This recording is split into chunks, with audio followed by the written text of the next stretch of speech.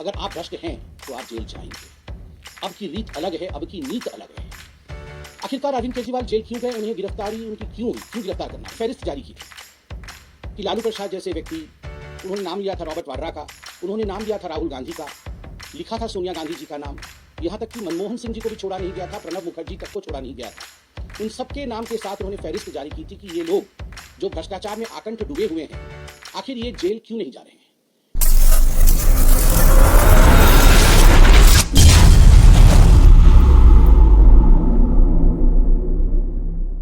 हाय हंगामा और ड्रामा चल रहा है, खास करके आम आदमी पार्टी के दफ्तर के बाहर दिल्ली में, वो हम सब देख रहे हैं। आम आदमी पार्टी के तमाम नेतागण, आतिशी जी से लेकर तमाम नेतागण बाहर आके बयानबाजी कर रहे हैं, झूठ का पुलिंदा देश के सामने रख रहे हैं।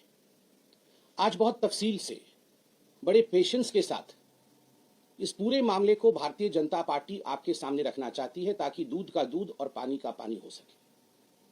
अरविंद केजरीवाल आखिर गिरफ्तार क्यों हुए, ये प्रकरण क्या है, गिरफ्तारी होनी चाहिए या नहीं होनी चाहिए, इन सब विषयों को तथ्यों के साथ भारतीय जनता पार्टी, जनता जो कि जनार्दन है, जनता जिसके कारण हम हैं, उनके समक्ष रखने वाली है। मित्रों, मैं आपको एक ट्वीट दिखाऊंगा, ये 10 मई 2013 का है। 10 मई 2013, अरविंद केजरीवाल उस समय नए थे हिंदुस्तान की राजनीति में, और उन्होंने ट्वीट किया था, When will people start going to jail in this country? आप देख सकते हैं, ये ट्वीट है 2013 का, अरविंद केजरीवाल जी का। When will people start going to jail in this country? क्या तात्पर्य था उनका? वो नहीं चाहते थे कि साधारण लोग जेल चले जाए। क्या वो चाहते थे कि रोड चलता किसी भी आदमी को पुलिस, ईडी या सीबीआई उठा ले? नहीं।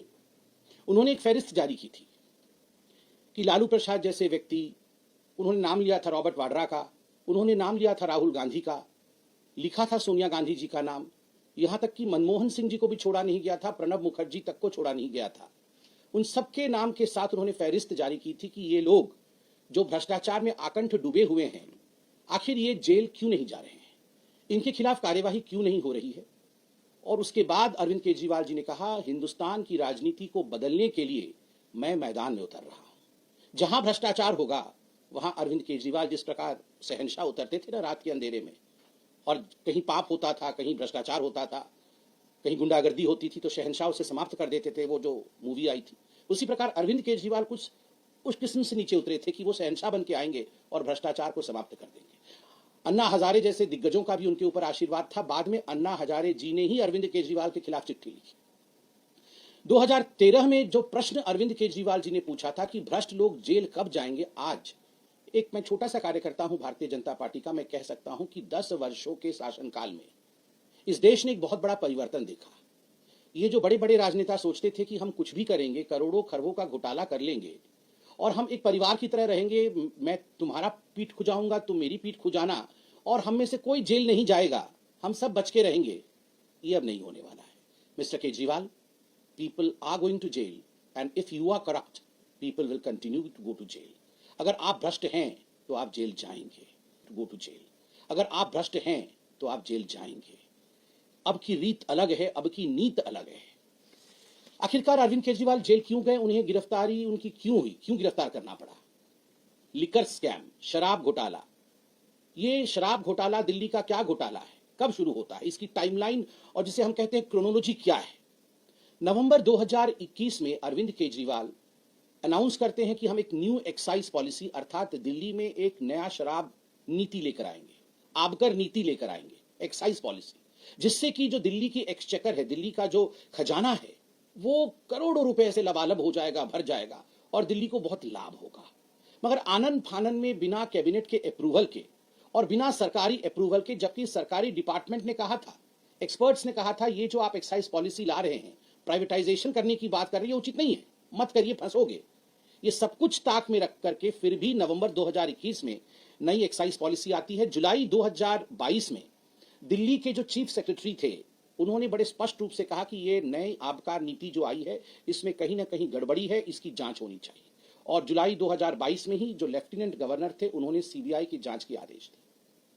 जब सीबीआई की जांच की आदेश हुई तो आनन फानन में अरविंद केजरीवाल जी ने इस न्यू एक्साइज पॉलिसी को, शराब नीति को तुरंत वापस ले लिया। पहला प्रश्न दिल्ली की जनता ने और हम सब ने पूछा कि केजरीवाल जी, जिस एक्साइज पॉलिसी को आप कहते थे कि ये कमाल का एक्साइज पॉलिसी है और इस एक्साइज पॉलिसी से दिल्ली के रेवेन्यू को करोड़ों का फायदा होगा और भारतीय जनता पार्टी इसको लेकर राजनीति कर रही है, क्या कारण हुआ कि जैसे ही ये जांच के दायरे में आता है आप तुरंत उसे वापस ले लेते हैं और कोई कारण भी नहीं बताते हैं? तो आज तक वो कारण नहीं बताया गया, उसे वापस ले लिया गया। 19 अगस्त 2022 को आप याद करिए, पहला सीबीआई रेड होता है मनीष सिसोदिया डिप्टी सीएम के घर में और 22 अगस्त 2022 को ईडी फाइल करती है केस मनी लॉन्ड्रिंग केस में कि बहुत बड़ा घोटाला हुआ है, मनी लॉन्ड्रिंग हुई है, पैसे इकट्ठे किए गए हैं गैर कानूनी तरीके से। कैसे? कार्टेलाइजेशन अलाउ किया गया है। ये शराब कंपनियों का जो एक जत्था बनाया गया है जो आपस में एक दूसरे को कैसे फायदा पहुंचा सकते हैं, इसके लिए एक्साइज पॉलिसी में प्रावधान किया गया। एक्साइज पॉलिसी पहले इन शराब कंपनी जो कि अरविंद केजरीवाल जी के मित्र हैं, अरविंद केजरीवाल जी के दोस्त हैं, उनको पहले लीक कर दी गई, फिर उसको ट्वीक किया गया, उसमें बदलाव लाया गया ताकि शराब कंपनी अपने मन मुताबिक इन कानूनों में बदलाव ला सके। जो ब्लैक लिस्टेड कंपनी होती है उनके लिए कानून में प्रावधान है कि वो इस टेंडरिंग प्रोसेस में अप्लाई नहीं कर सकते हैं।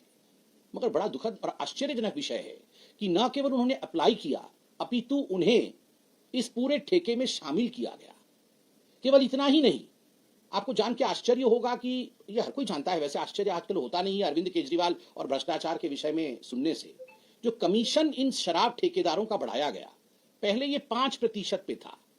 5% कमीशन ठेकेदारों को दिया जाता था, 12% कमीशन कर दिया गया और इसमें बातें सामने आई कि लगभग 6 से 7% कमीशन बैकडोर एंट्री होकर ये ब्लैक मनी के रूप में आम आदमी पार्टी के जो हमारे कार्यकर्ता हैं, बड़े नेता हैं, उनको दिया गया है। करोड़ों रुपए इस माध्यम से दिए गए हैं। इसके लिए दिनेश अरोड़ा जी इत्यादि आपके सामने